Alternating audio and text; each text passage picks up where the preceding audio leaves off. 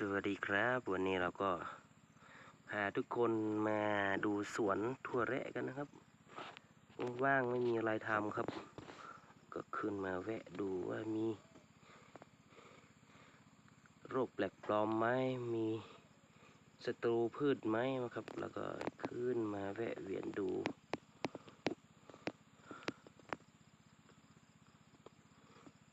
นี่ก็นำภาพบรรยากาศแล้วก็ท้องฟ้านะครับสดใสนะครับยามเย็นๆนะฮะอากาศก็จะประมาณนี้นะครับนี่ก็สภาพถั่วก็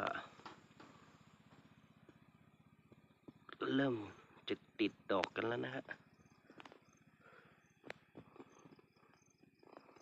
ก็ท้องฟ้าสดใสนะครับ